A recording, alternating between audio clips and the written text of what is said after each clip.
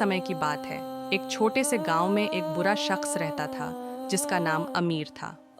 अमीर को बच्चों से नफरत थी और वह उन्हें गलत रास्ते पर ले जाने की कोशिश करता था।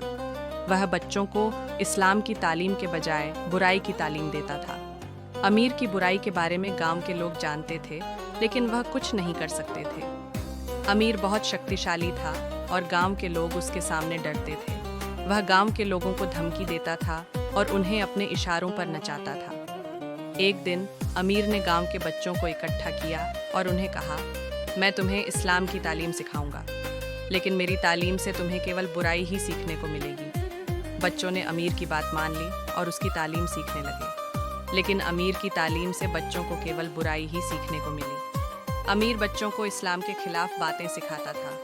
वह उन्हें बताता था कि इस्लाम में क्या सही है और क्या गलत, लेकिन वह उन्हें गलत जानकारी देता था और उन्हें इस्लाम के खिलाफ बातें सिखाता था। गांव के एक बुजुर्ग ने बच्चों को अमीर की तालीम से दूर रहने की सलाह दी। उन्होंने कहा, अमीर की तालीम से तुम्हें केवल बुराई ही सीखने को मिलेगी, तुम्हें इस्लाम की सही तालीम सीखनी चाहिए। बुजुर्ग ने बच्चों को बताया कि इस्लाम में क्या सही है और क्या गलत। उन्होंने बच्चों को इस्लाम की सही तालीम देने के लिए एक अच्छे उस्ताद की तलाश करने की सलाह दी। बच्चों ने बुजुर्ग की बात मान ली और अमीर की तालीम से दूर हो गए। उन्होंने इस्लाम की सही तालीम सीखने के लिए एक अच्छे उस्ताद की तलाश शुरू कर दी।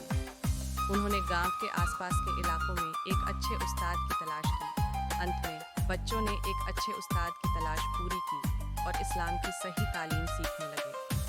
उन्होंने अमीर की बुराई से दूर रहकर इस्लाम के सही रास्ते पर चलना सीखा। उन्होंने इस्लाम के सिद्धांतों को अपनाया और एक अच्छे मुसलमान बन गए। बच्चों की इस्लाम की सही तालीम ने उन्हें एक अच्छे इंसान बनाया। उन्होंने अपने जीवन में इस्लाम के